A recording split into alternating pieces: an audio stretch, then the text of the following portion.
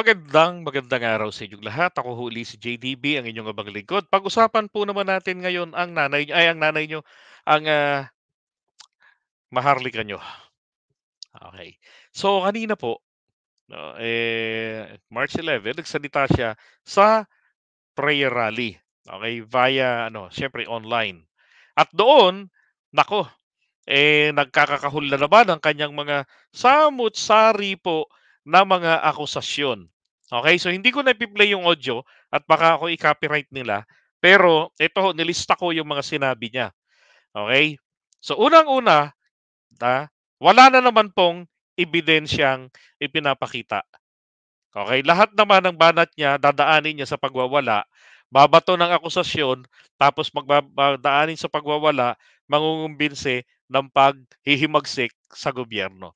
Unang-una, sinabi na naman niya, unang-una yung mga banat dati, smuggling at pagpupulburon daw at kung ano-ano pa. Oh. Tapos, ito yung hindi hinahabol daw ngayon ang mga tax evaders. Bakit?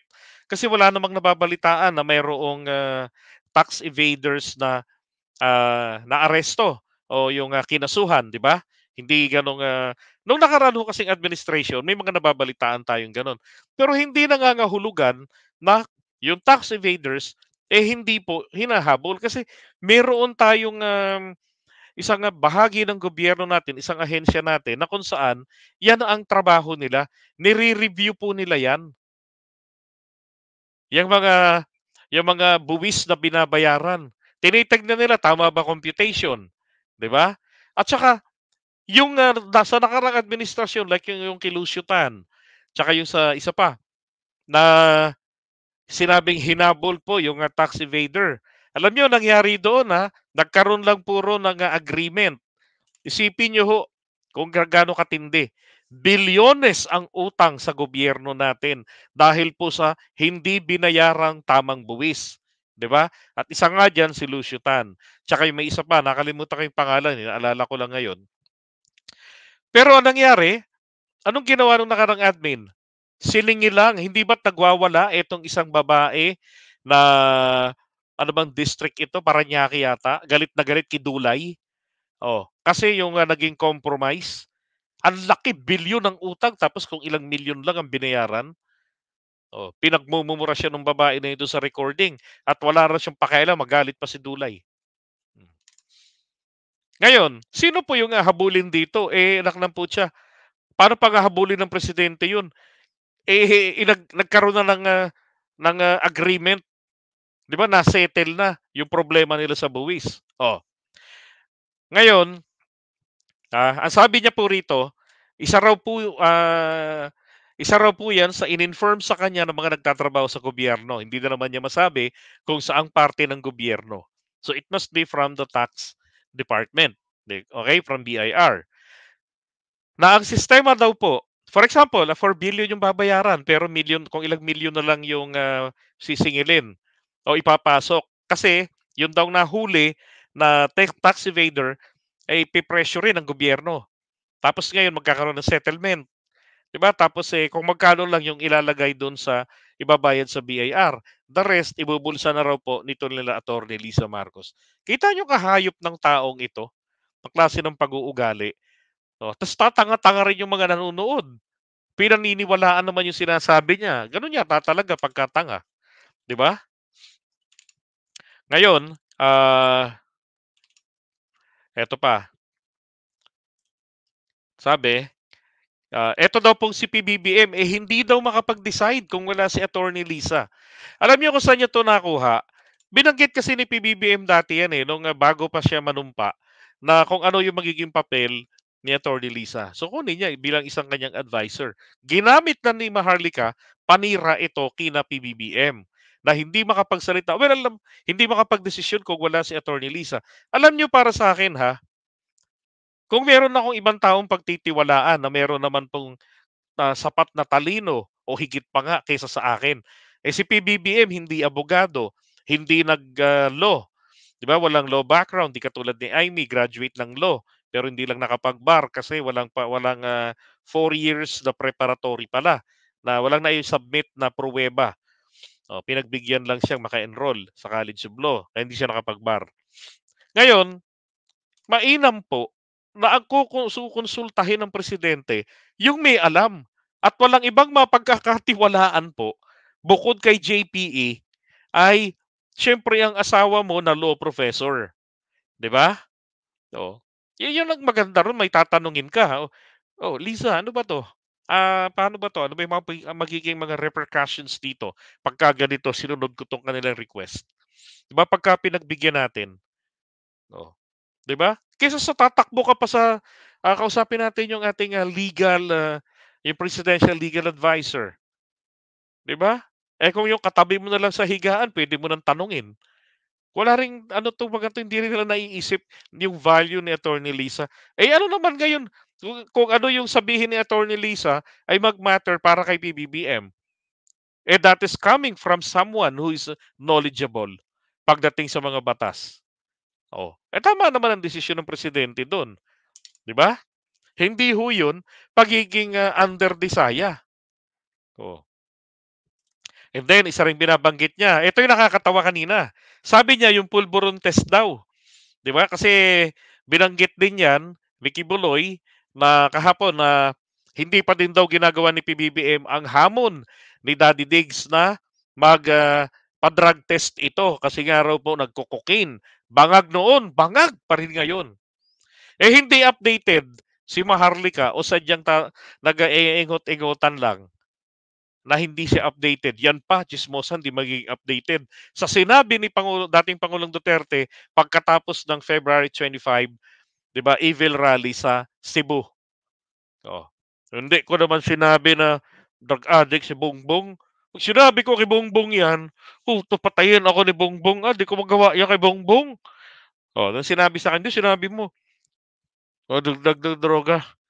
Sabi ko, baka nagdrodroga gaya ng antibiotic. Droga man 'yan, 'di ba? BBM is a nice person. 'Di ba? So yung hamon ni dating Pangulong Duterte nung siya ay naulol dun nung January 28 at nagwawala, 'di ba? Talagang, ngawngaw na ngawngaw doon sa entablado ng January 28. Pagdating nung, February 25, 'di ba siya mismo binawi niya yung mga pinagsasabi niya. Oh, kaya nga sabi ni Maharlika rito, hindi na kailangan na ano, na magpa-drug test pa, no need na magpa-drug test. Bakit daw? Kasi kita naman daw po sa poor performance. Wow! Poor performance. Alam niyo ngayong araw kahapon ho, lahat ng mga headlines, mga balita po, tsak sinasabi ng mga sasabihin ng mga 'to, binayaran niya ni Lisa Smugs. Bakit? Eh, lahat po pabor, positive po lahat kay PBBM, 'di ba? Ano pa gagawin nilang ibabalita? Alam niyo naman dito sa Pilipinas, like what I always say, na dito po sa atin ay bad news is always the best news. Kaya po dito sa Pilipinas, number one ang Marites. Di ba? O ang mga Parites. Wala silang mahanap na bad news. Magsasarado yung mga dyaryo? Siyempre, hanap sila kung anong mababalita. Apparently, ang naipublish nila lahat, puro good news like yung FDI achievements dito ni BBM, yung yung mga pledges, yung foreign investment, mga nag-materialize na, yung mga nasa current status katulad ng sinasabi na etong mga nag-pledge ng investment ay nandito sila ngayon sa evaluation process, no, ng pag-iinvest sa Pilipinas. So ibig sabihin kahit na mahigpit yung ating saligang batas, merong iba na po pwedeng makalusot, naglalakas loob, 'di ba? They push through the investment kahit na hindi sila magma-manage. Ibig sabihin may tiwala, 'di ba? Di lalo na ho kapag maluwag ang ating economic provisions sa ating constitution. 'Di ba, Harry Roque? Oh. Ngayon, um, sabi pa niya, etong ano daw, balikan ko lang, 'di ba? Unemployment rate nung nakaraan nasa 2.28. Pero medyo nadagdagan daw po ng konti. Tapos, kasi nga may mga different factors 'yan, eh. Hindi naman laging consistent, pero importante bumaba po, na-manage nila yung unemployment rate, pero hindi naman po tumaas yung 2.8, yung 3 point something na 3.4 yata yun na unemployment rate, and then yung ating, inflation rate naging 2.8, 'di ba? Oh, malaking bagay. Oh, ngayon eto namang, sa kanya. Sabi pa niya ano ayun PCSO 2022 sabi niya nung 2022 pa lang kasi 'di ba nagkaroon ng 433 na mga nagsipanalo ng sabay-sabay, oo. Yun daw po, talagang, kaduda-duda at hindi raw po ito dapat na, bastang, paligtasin na lamang. Hindi pa raw hanggang ngayon hindi pa daw nilalabas o sinasabi ng, nila Mel Yonario, nila Mel Robles ang kung sino-sino yung mga nagsipanalo. Kung hindi ba naman talaga sira ulo 'to, 'di ba? Kahit naman po siya ang manalo sa loto, hindi niya rin ipasasabi ang pangalan niya na siya'y nanalo. Bakit? Dadami yung kamag-anak mo, dadami yung mangungutang na walang planong magbayad, kundi mangaway para wala ng bayaran at singilan. Dadami rin yung mga mag magtatangkang mang-hold up sa'yo't mapapatay ka 'pag 'di mo napagbigyan, 'di ba? Pero hindi ba't February 1 pa lamang dahil January nagkaroon parang, 3rd or 4th quarter ng January, nagkaroon ng investigation sina Raffy Tulfo. Dahil po sa sinasabi ng mga yung nananalo daw sa loto, peke daw yang mga yan kesyo, edited yung picture. 'Di ba, gano'n din ang dahilan kasi kailangang itago ang kanilang identity, but they have to let the people know sino ang nanalo. Babae ba o lalaki, taga saang lotto outlet ito tumaya. Hanggang dun lang. So anong ginawa nila Mel Robles? Sinubmit nila nung February 1 ang ano, pangalan ng lahat ng mga nagsipanalo. Oh, anong ginawa ni Raffy Tulfo? Wala pang resulta. Oh, sa investigation niya, isa-isahin daw niya 'yon. O gamitin niya pa yung NBI rin daw kung maaari paimbestigahan niya. Kailangan, wala siyang malaman na, um, ano raw, walang koneksyon, hindi ka mag anak nito ni Mel Robles. Anong kalokohan ng mga 'to? Nung una ho, ang tirada nila, yung mga nagsisipanalo ay mga BBM supporters daw.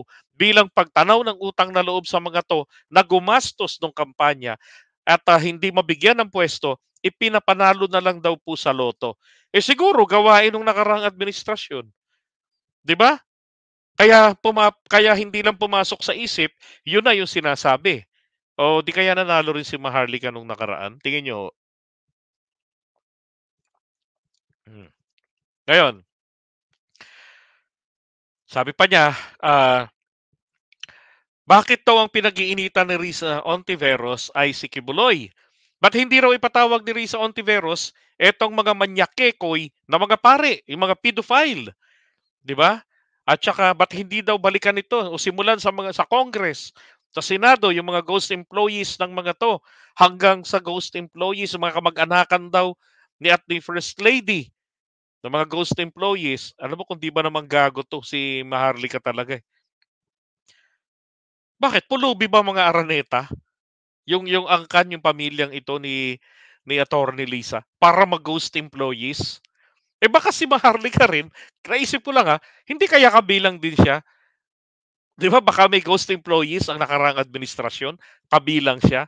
Hindi kaya kabilang si Maharlika doon sa mga yung na-flag na almost more or less 400 na mga yung dun sa ano, sa PCOO, 'di ba? Na hinire nila, tapos yung, achievement reports, magkakapareho, copy paste lang talaga, fictitious talaga. Oh, palagay ko ho yun yung mga vloggers, eh. Kaya lang late na nga lang po na nadali ng COA nung mag-audit sila. Ngayon, yung mga ginawa nila noon siguro, ibinibintang ni Maharlika sa kasalukuyang administrasyon. Ngayon, yung sinasabi rin niya na ba't hindi raw ipatawag yung mga manyakis sa mga pari, wala kasing nagreklamo sa Senado. ng mga biktima. Walang gano'n, eh. Oh, kung meron sanang nagreklamo, 'di ba? Eh, di maganda. Hmm. Ngayon, eto rin, sabi niya pa, si General Macanas daw ginigipit daw ni PNP Chief Acorda, o Acorda ba 'yun? Acorda. Papaanong ginigipit? Eh, gumawa ng malaking katarantaduhan etong si retired General, Brigadier General Macanas. 'Di ba pinalitaw niya na pinapalayas na sila PBBM, kinakausap na raw po ng mga PNP officials at tsaka ng AFP officials etong pamilya para umalis na sa Malacanang. Nilagay pa yung picture nito ni PNP chief at saka nito ni General Bronner. So anong iisipin ng taong bayan na makakita nito? Naku, mukhang totoo 'to kasi isa pang retired general, 'di ba? At disiplinado, hindi nagfi-fake news. Sa kakapanood po kay Maharlika, sabi nga ni Carclea, nakakabobo 'yan. Basa-basa din naman minsan 'pag may time, 'di ba? Oh, shoutout nga pala kay Carclea. Panoorin niyo rin po 'yun. She's a lady commentator in California. Yeah, I guess she's in California, 'di ba? Gaya ni DJ Byron. Oo. Tapos, bakit daw walang nagko-cover na media diyan sa ginagawa diyan sa Loton? Eto, sa palagay niyo po mga classmates, bakit po walang nagko-cover na media diyan sa kanila? Ang ibig po sabihin ng nagko-cover na tinutukoy niya po ay yun yung, kung gaano sila kahaba diyan, 6 na oras, diyan na rin titira.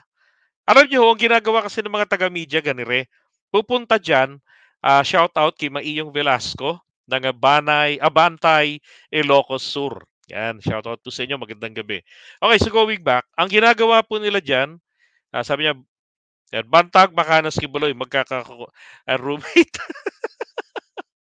So ginagawa ho nila mga kababayan, kukuha lang sila ng ilang, 'di ba, footage lang. Meron pa ring dinadaos dito, 'di ba? Kasi nandun ako, DZRH, TV5, nandiyan. Kaya lang pa yung maiikli lang, hindi yung talagang tutok ang ginagawa, na kagaya ng ginagawa ng mga vloggers. Putragis, demanding pa kayo, mga loko-loko kayo, eh. Bakit nakukulangan pa kayo sa istasyon yung SMNI?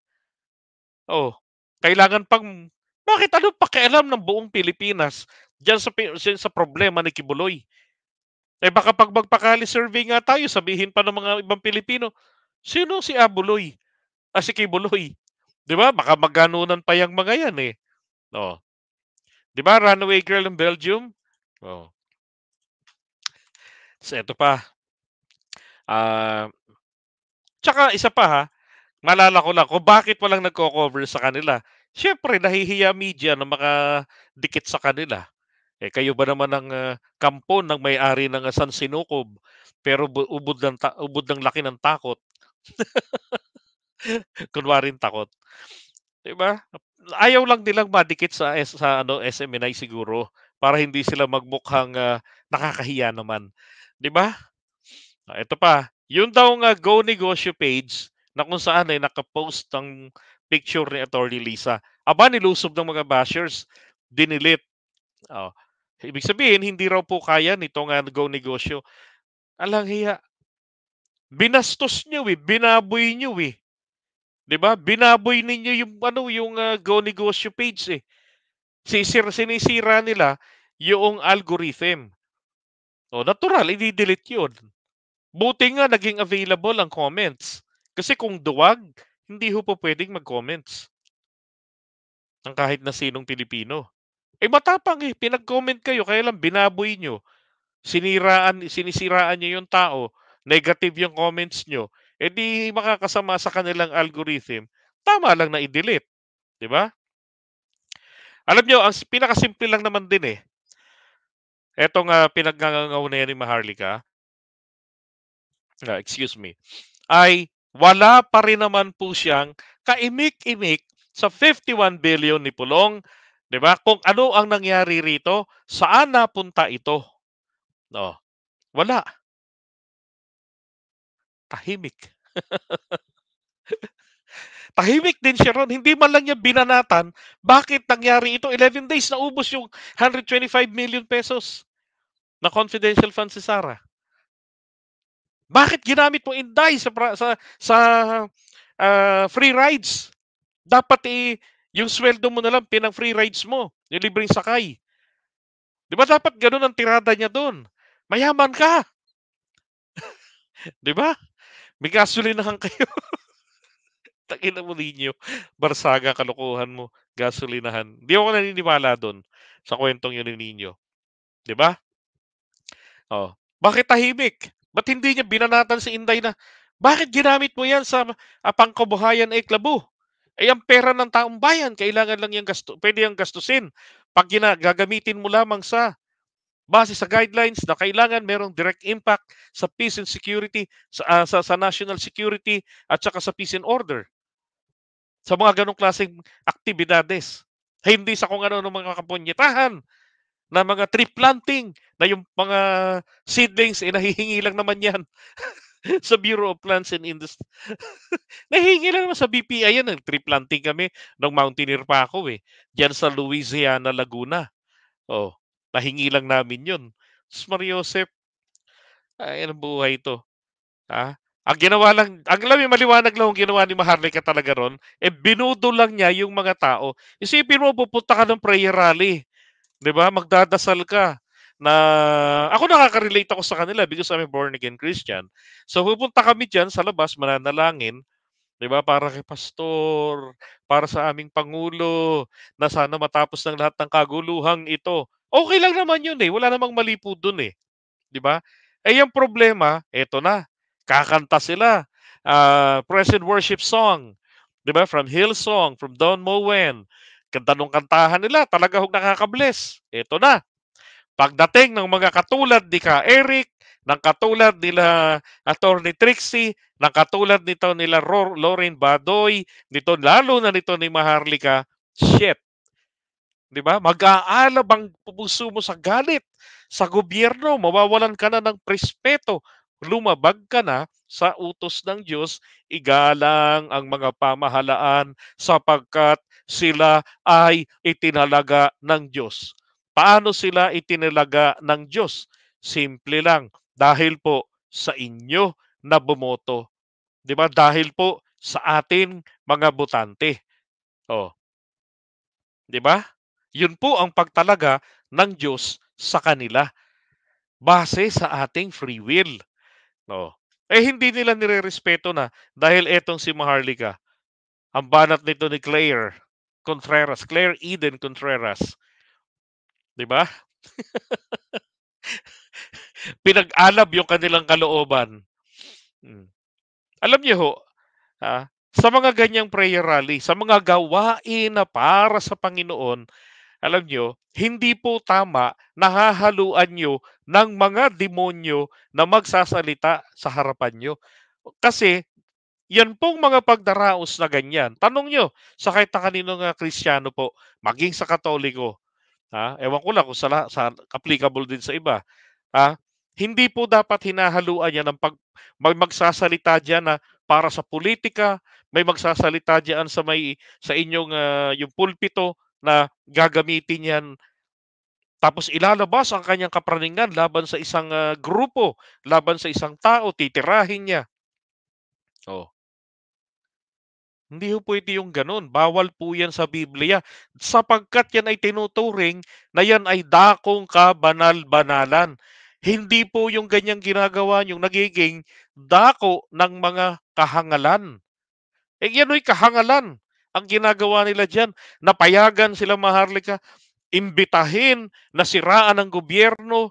Eh, 'pag wala hong ebidensya, paninirang puri lang sa gobyerno o kahit na kanino pa. Alam niyo naman ang style ni Maharlika, 'pag sinabi niyan, "Oh, mga kababayan, si JDP, yang buwaka ng inang yan, gwapo yan." Oh, siyempre ako papalag ako, hindi ako gwapo. Sasabihin ko, anong gagawin ko? Patutunayan kong pangit ako, 'di ba? Yun ang style ni Maharlika. Magbabato ng akusasyon Tapos yung inakusahan niya, yun ang may problema ngayon na magpatunay na hindi totoo ang akusasyon sa akin ni Maharlika. If you fail to do that, you suffer the fucking consequences. At yun ang gusto ni Maharlika, masira ka. Dapat, kapag ikaw ang mag-aakusa, ikaw ang may ebidensyang inilalatag. At yun po ang wala kay Maharlika. Sabi ko nga sa inyo panahon pa ni dating Pangulong Duterte, sinusubaybayan ko na yan si Maharlika. Ha? Nakakakwentuhan ko yung mga common friends namin. Friend ko yan sa FB. No? Kailan ko lang yan in-unfriend. Diba? Kasi baka mamaya mamura ko siya. In-unfriend ko na. Tapos last year lang yon nung bumali-balentong na yung utak niya. So ngayon, ang kinakayamutan ko lang naman kasi rin, yung mga bakit ganun, biglang bumalentong, kinalakalaban niya ng presidente, yung mga ganyan na. Diba? Kahit na walang mga basihan. Yan ang mga tirada niya, ang style. Batuhin niya ng akusasyon. Wala man lang mailatag ng mga pruweba. Oh. Pati yung lalo na yung sa kaso nung kay Abel. Totoo lahat ng sinabi doon ni Abel. Hindi ko nga akalain sa kanya nakatira yan Tangina pupunta-punta ng Pilipinas, walang pang hotel. Aasa lang sa ibang tao, mambuburaot, isusumbat pa yung kending dala-dala niya na may nakalagay na imbis na letter M, nakalagay BBM. Malay ba natin kung sinong mga kababayan natin sa labas ng bansa ang nagpagawa ng ganong candy na binitbit niya, 'di ba? Ay nako. Alam niyo yung ginagawa ni Maharlika noon kila Kiko Pangilinan na kung saan po tayo ay nag-enjoy, marami sa atin ang natuwa sa ginagawa niya na pagyurak sa mga dilawan. Akala nila kapag ginawa na ni Maharlika yan kay PBBM, matutuwa pa rin tayo.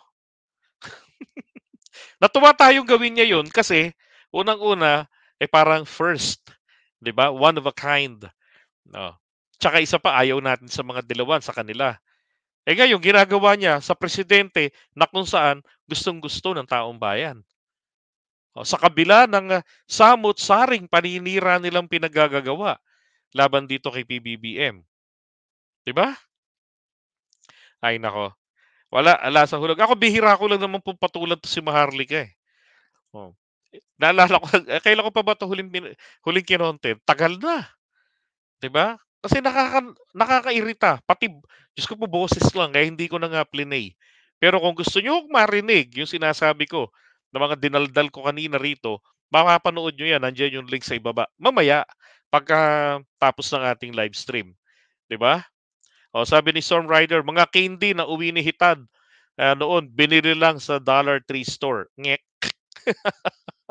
Uy, thank you Thank you. Thank you po, Luciana, Nelly. Hmm. Alright, so iwan muna natin itong hindi basahin ko rin mga comments ninyo. Okay, about ito kay Maharlika. Ah, sabi ni Michael, ang dami pare. Ang daming pare na gumawa ng kalokohan. Ba't hindi pinapatawag sa Senado? Ba't si Pastor lang pinag-iinitan ni Risa? Yung bobo ka vlogger. Wala kang matino pag-iisip.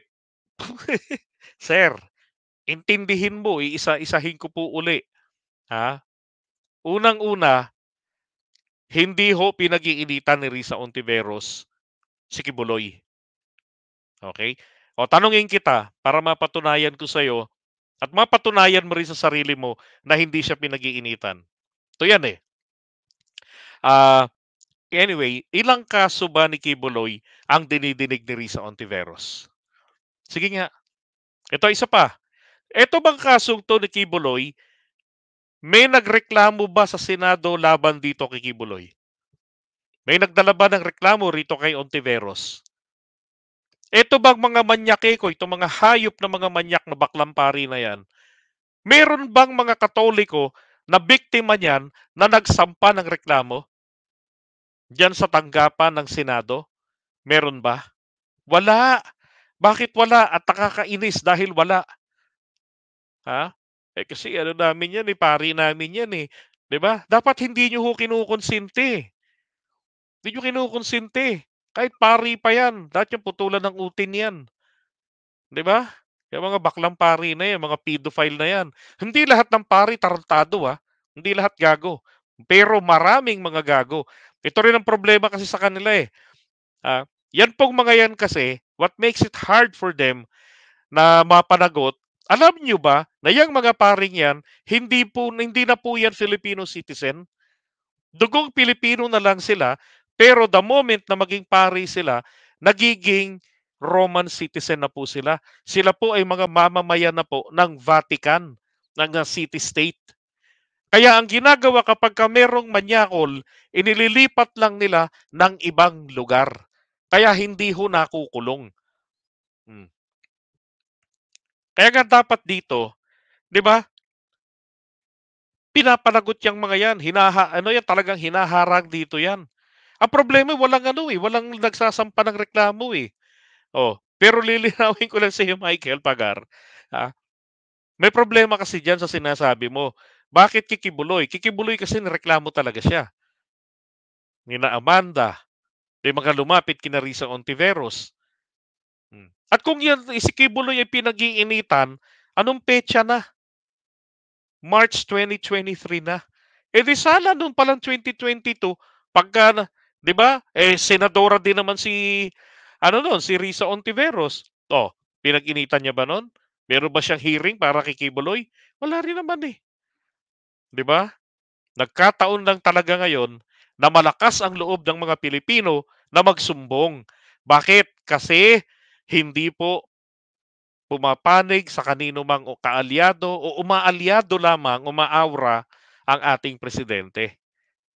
Hindi siya nangihimasok. Alam niyo kung tutuusin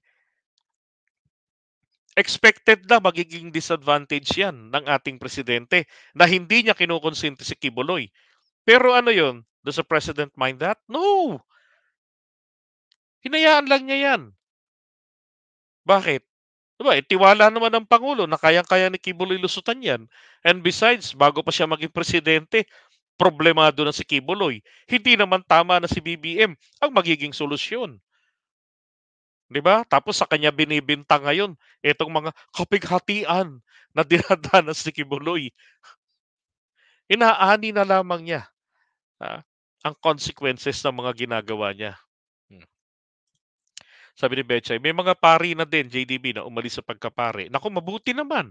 'Di ba? Mabuti naman. Don Kenkoy, kinig-kinig, nagpupuyat. Naku, magandang magandang madaling araw sa iyo. Ito pong ating ka-goldfish. Naku, napagaling niya na ano ho, na musikero, composer 'yan si Don Kenks. Ayan.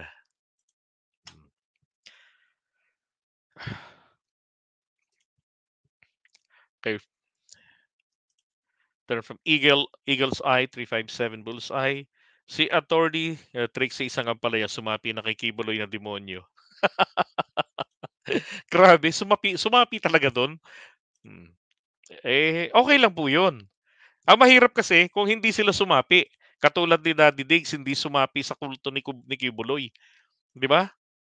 Tapos si administrador ng kanilang mga ari-arian. Nakakahiya naman sa mga pastor na mahaba ng panahon na ipinagsilbi, ipinaglingkod sa kanilang simbahan na ang kanilang biruin mo, 'di ba? Gano'n po yata talaga kapag ka ang appointed son kaibigan mo. Magiging ay nako, pangasiwa ka na ng kanilang mga ari-arian. At in fairness, hindi naman lugi si Daddy Diggs na pangasiwaan ng mga ari-arian nila dahil primera klase naman. 'Di ba? Sabi nga ni Takero, mababango, mga amoy palmolive na purple. Yun yata yung panghugas sa mga sahig at mga dingding. Ay nako, iwan na natin yan.